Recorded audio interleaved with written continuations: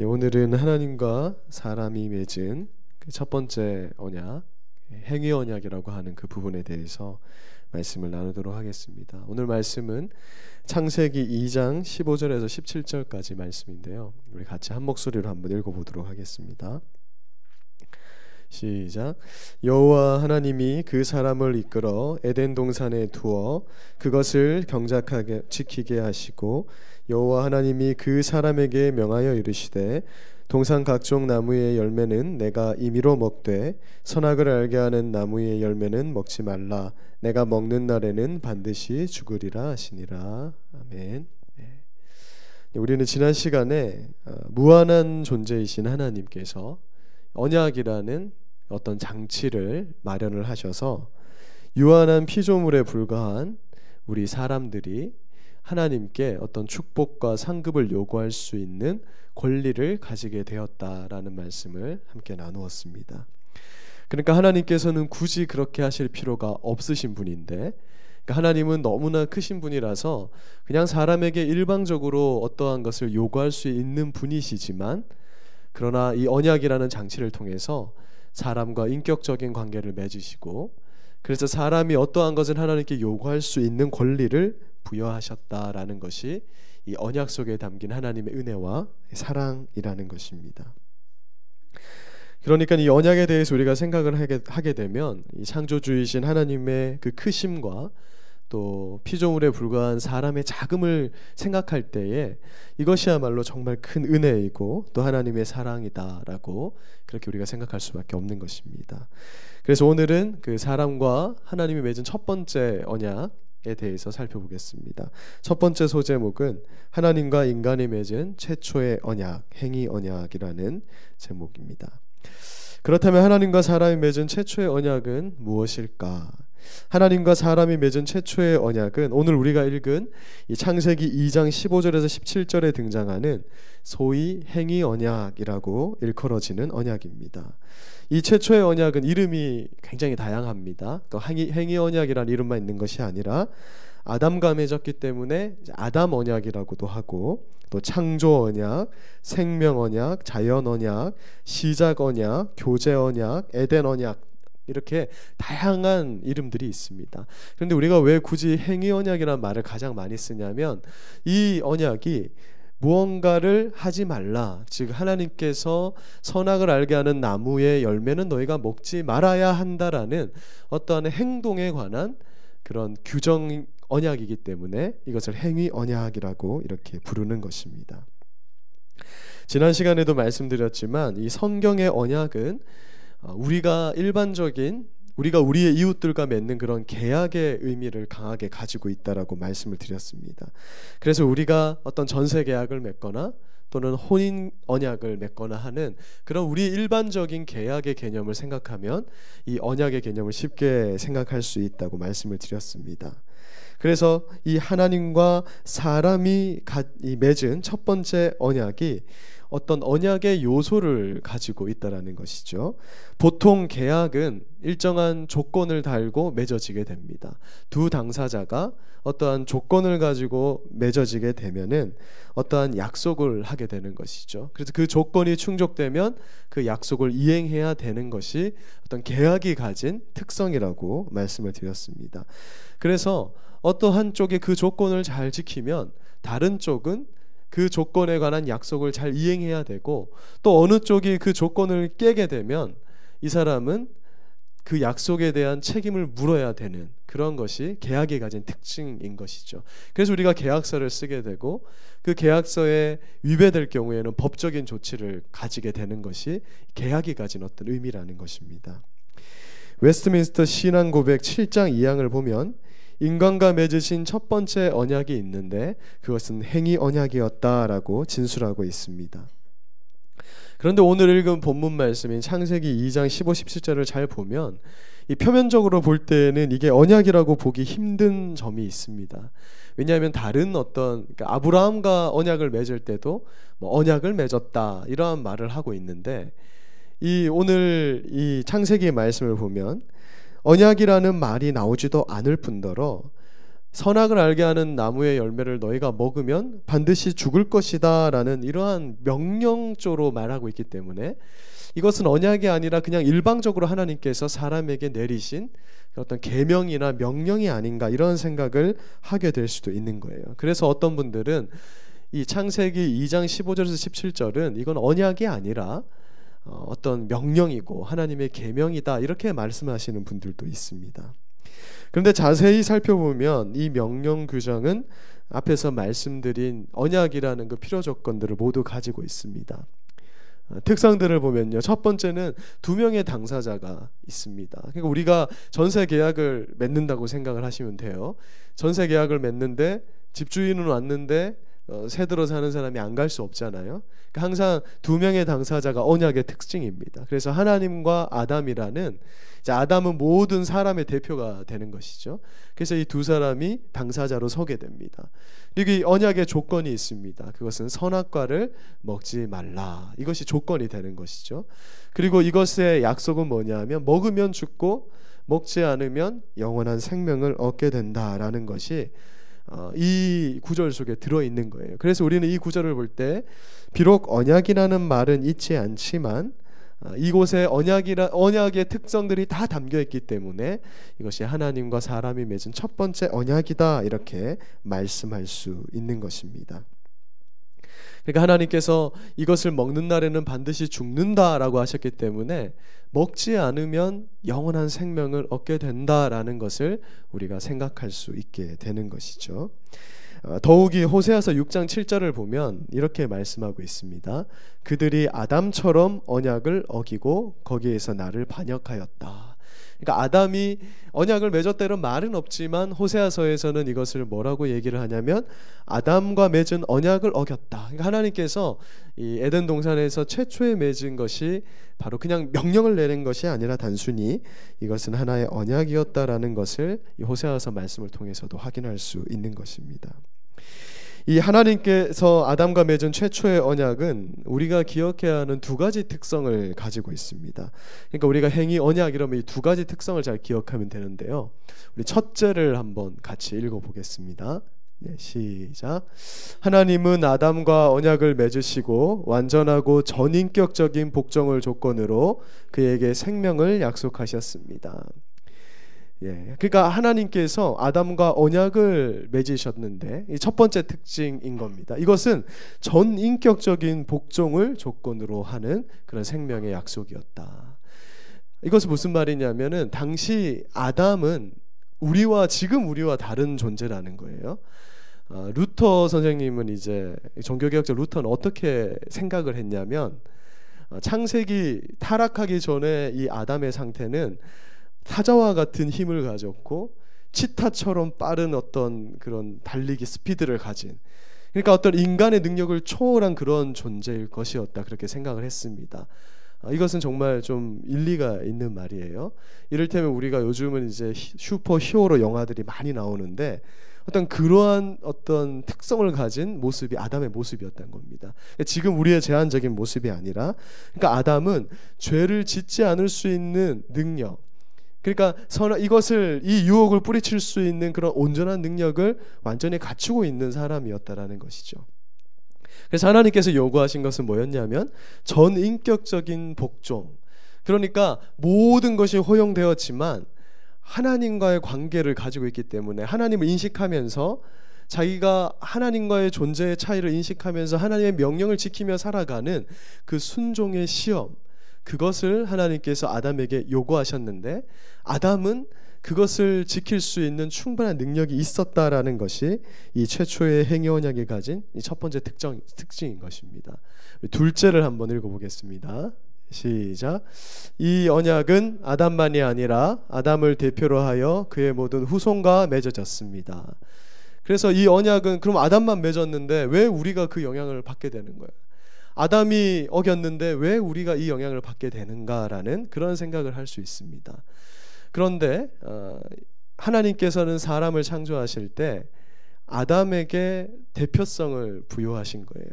그래서 우리는 아담을 뭐라고 얘기하냐면 인간의 대표이다. 또한 아담은 우리의 인간의 뿌리이다. 이렇게 말을 하기도 합니다. 이게 무슨 의미냐면요, 우리가 창세기를 보면 하나님께서 세상에 많은 만물들을 창조하십니다. 이를테면 고등어를 창조하실 때는요, 고등어야 있어라 했을 때 고등어가 수백 마리 수천 마리가 한꺼번에 생겨나는 거예요. 그러니까 모든 창조물들이 다 그런 식으로 창조됩니다. 심지어 천사들까지. 천사들도 개개개로 이렇게 창조된 것이 아니라 그냥 그 무리가 창조가 되는 거예요. 그런데 사람은 다릅니다. 첫사람 아담이 창조가 돼요. 심지어 하와도 아담에게 묶여 있는 겁니다. 아담의 갈빗대에서 그녀가 나왔다라는 말은 아담과 하와가 하나라는 동질감을 말하는 겁니다. 그리고 사람에게는 특별히 한 사람으로부터 시작해서 자녀를 출산함으로 인해서 많은 하나님의 자녀들이 출산되는 그러한 방법을 통해서 사람을 출산하게 되는 겁니다. 그러니까 아담은 곧 뿌리가 되는 거죠. 그래서 어거스틴은 뭐라고 얘기했냐면 아담은 인류의 뿌리가 되는 존재이다. 여러분, 뿌리가 하나이면은 그 뿌리에서 많은 열매가 나는데 포도나무의 이 뿌리, 나무의 뿌리를 통해서 나게 되는 그 모든 열매는 하나의 동질성을 가지게 되잖아요. 그런 의미에서 이 아담만이 아니라 아담을 대표하는 그 모든 후손과 맺어진 것이 이 행위 언약의 특성이다, 그렇게 말씀하고 있는 것입니다. 그래서 이러한 두 가지 특성을 가지고 있는 것이 행위 언약이라는 것이었죠. 그래서 이 언약을 아담이 깨버렸고 그것을 깼기 때문에 우리는 죄악 가운데에서 범죄한 채로 태어나게 된 것입니다. 이 약속을 어긴 자가 아담이었기 때문에 하나님께서 그 죄에 대한 책임을 물으실 수 있는 그러한 상황이 도래되게 된 것이죠. 마치 전세 계약을 이 세입자가 깬 거예요. 뭐 전세금을 주지 않았던지. 그러면 이 주인 입장에서는 집에서 우리 집에 살지 못하게 할 수 있는 그런 권리가 주어지게 되는 겁니다. 근데 그 계약대로 이행을 하게 되면 함부로 그렇게 할 수 없는 것이잖아요. 마찬가지로 하나님께서 사람에게 이러한 권리를 주셨지만 아담이 인류의 대표가 되는 아담이 이것을 깼기 때문에 이제 사람에게 여러 가지 타락으로 인한 좋지 않은 것들이 오게 되었다라는 것이 이 사람과 하나님이 맺은 첫 번째 언약이 가진 내용이 되는 것입니다. 네, 그래서 두 번째 살펴보겠습니다. 두 번째, 행위 언약도 은혜와 사랑의 언약입니다. 그런데 이러한 행위 언약을 이야기하다 보면 저번에도 이렇게 자주 나온 이슈이지만 어떤 사람들은 어차피 지키지도 못할 언약인데 하나님께서 괜히 선악을 알게 하는 나무를 만드셔서 또 이러한 언약을 맺으셔서 괜히 사람을 고통스럽게 한다. 그래서 하나님은 의롭지 못하시다, 이렇게 얘기하는 사람들도 있습니다.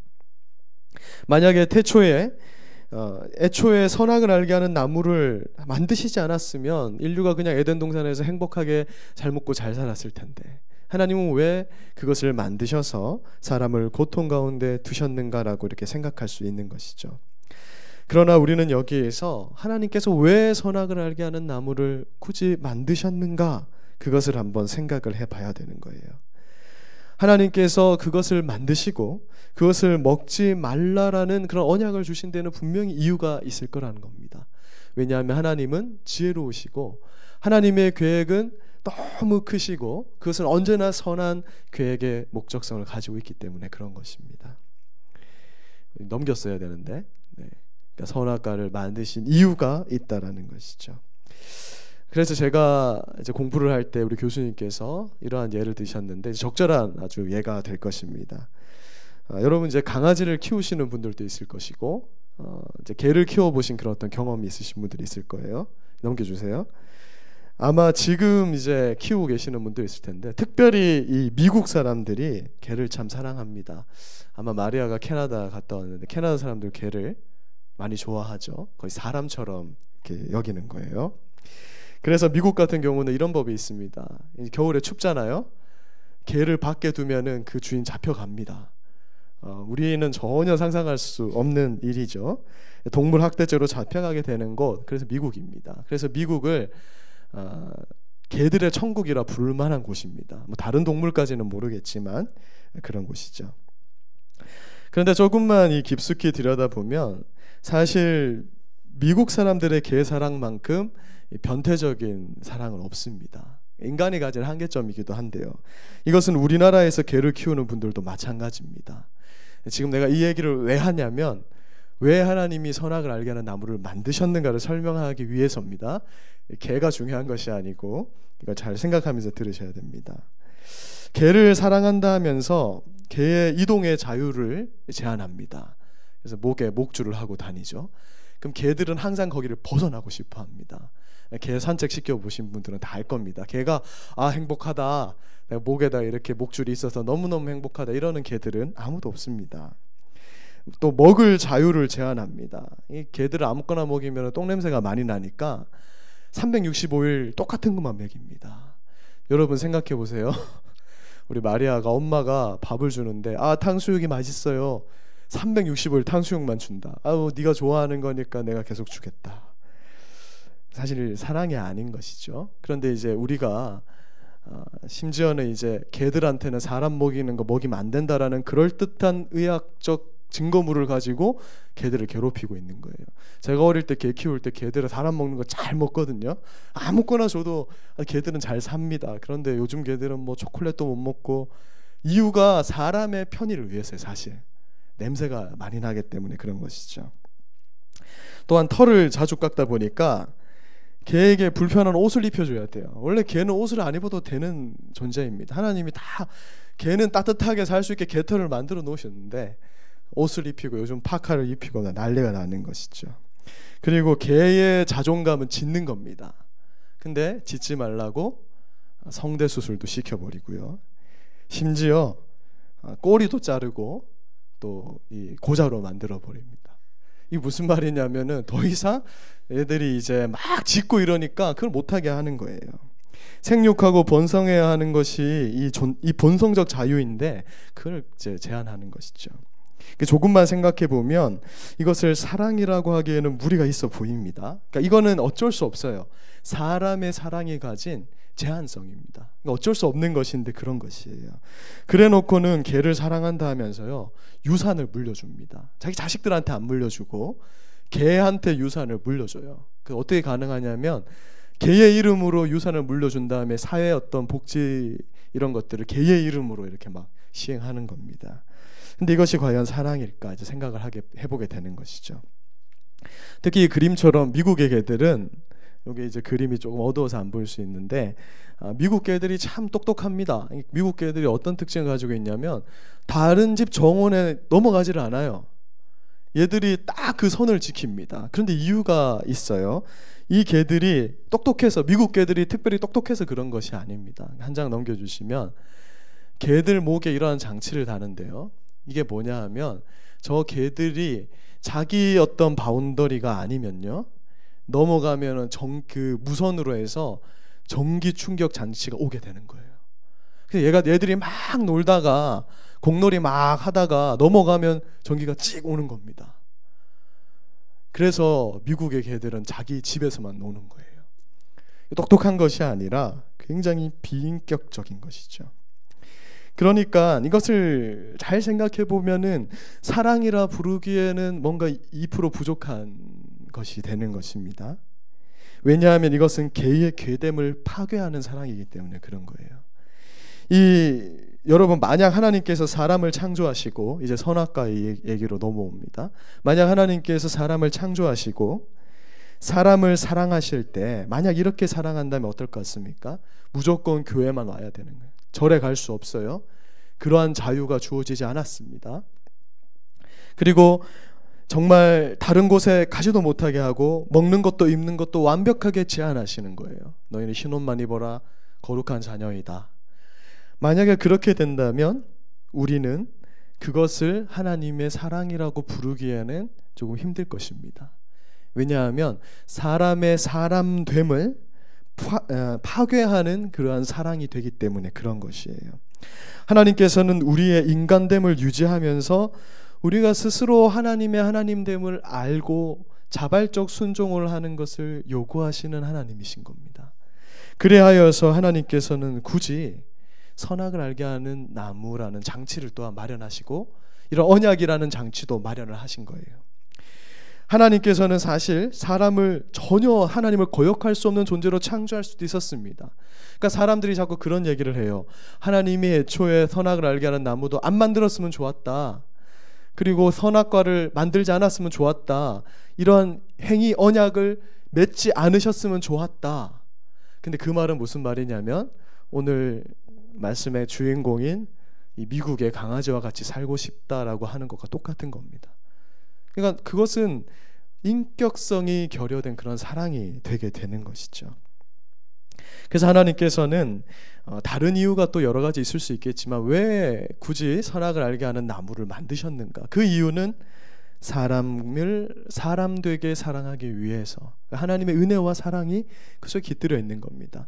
하나님을 거절할 수도 있는 자유, 그것이 사람들에게 그 권리가 부여되어 있었다라는 것이죠. 미녀와 야수라는 만화 영화를 아실 겁니다. 그러니까 이 만화는 돌아온 탕자의 비유와 굉장히 유사점을 가지고 있는 것인데요. 만화에서 이 야수는 이 만화를 이제 오래전에 보신 분들도 있을 거고 요즘 학생들 아마 못 보셨을 거예요. 한번 이제 집에 가서 보시면 돌아온 탕자 비유를 확인할 수 있어요. 이제 이 무엇이든 볼 수 있는 거울이 있는데 이 미녀가 이 거울을 보니까 자기 아버지가 이 여자애가 벨이거든요. 벨이 독일어로 미녀라는, 아름답다라는 뜻입니다. 보니까 아버지가 이 딸이 얼마나 예쁜 딸이에요. 찾으러 다니는데 막 비바람이 몰아치는데 이 딸을 찾고 있는 겁니다. 근데 이제 이 내용 대충 아시죠? 어떤 내용이냐면 이 미녀가 야수를 사랑하면 이 야수가 다시 왕자로 돌아오는 뭐 그런 내용이에요. 그런데 야수가 이제 조금만 있으면 미녀의 사랑을 얻게 되는 거예요. 미녀가 사랑한다 말만 하면은 이제 마법이 풀리게 되는데 거의 다 된 거야. 그런데 이 미녀가 아버지한테 가고 싶어 하는 것이죠. 그때 이 야수가 미녀를 그대로 돌려보내게 됩니다. 그때 이제 이 대화가 나오는데 이게 이제 시계로 변한 신하입니다. 그 시계로 변한 신하가 아니 왜 그녀를 돌려보냈냐고 얘기를 하는 거죠. 그녀를 조금만 더 두면 되는데 왜 돌려보냈느냐 할 때 야수가 이제 사랑하기 때문이라는 느끼한 말을 하게 되는 겁니다. 무슨 말이냐면 그녀를 잡아둘 수 있지만 억지로 잡아두지 않는다라는 거예요. 이 스토리가 돌아온 탕자의 비유에 적용됩니다. 둘째 아들이 아버지를 떠나고자 하는데 아버지는 그를 붙잡지 않습니다. 어떤 분들이 인간적인 시각으로 봅니까? 인간의 사랑과 하나님의 사랑은 굉장히 다른 거예요. 인간적 시각에 보면 어떻게 부모가 돼가지고 저 나가면 고생할 거 뻔한데 보낼 수 있느냐 이렇게 생각할 수 있지만 여기서 하나님의 사랑이 보이는 겁니다. 이 둘째 아들을 억지로 잡아두게 되면요, 그때부터 이 집은 아버지의 집이 아니라 그때부터는 감옥이 되는 거예요. 왜냐하면 나가고 싶은데 못 나가게 하니까 이게 감옥이 되는 것입니다. 그래서 아버지는 이 아들을 보내는 거예요. 그리고 이 아들이 스스로 깨달아서 아버지께 돌아올 때까지 끝까지 그냥 이 아들을 멀리서 사랑하면서 기다리는 것입니다. 이것이 바로 하나님께서 인간을 사랑하는 방법이고 하나님의 깊은 사랑과 은혜라는 것이죠. 자, 이러한 의미에서 본다면 행위 언약, 우리가 그냥 생각할 때는 야, 너 동산에 있는 많은 거 다 먹을 수 있어? 그런데 한 가지는 못 먹어. 선악을 알게 하는 나무 먹으면 너 죽는다? 여기에 초점을 맞추다 보면 아니 이거는 진짜 무슨 이게 하나님의 사람을 사랑해서 맺은 언약이야, 아니면 그냥 명령이야, 사람을 그냥 괴롭히려고 만든 거야, 이렇게 생각할 수 있는데 조금만 깊이 생각해 보면 이것이야말로 정말 하나님의 깊이 있는 사랑과 은혜를 담고 있는 언약이라는 것이죠. 그래서 하나님께서는 이 언약을 사람과 맺으시고 사람이 하나님을 거절할 수도 있는 그러한 장치까지 마련을 하신 것입니다. 그러나 사람은 이것을 깨고 말았죠. 그런데 더 큰 은혜가 이제 준비되어 있는 것입니다. 하나님이 이것으로 끝내는 것이 아니라 두 번째 언약을 사람들과 맺기를 기뻐하셨습니다. 이제 이 언약은 불완전한 어떤 아담과 맺는 언약이 아니라 예수 그리스도를 통해서 맺는 언약이 되는 것이에요. 그것이 우리가 다음 시간부터 살펴볼 은혜의 언약이라고 부르는 언약인 것입니다. 첫 번째 언약은 아담을 통해서 맺은 언약이라 실패하고 말았지만, 두 번째 언약은 하나님께서 직접 맺으신 언약이기 때문에 실패함이 없는 우리의 영원한 약속의 언약이 되는 것입니다. 오늘 이 언약 가운데 드러나는 하나님의 은혜와 사랑을 생각하시면서 정말 내가 하나님께 사랑받는 존재이구나, 하나님께서 때로 내게 왜 그냥 멋대로 살도록 때로는 두시는가?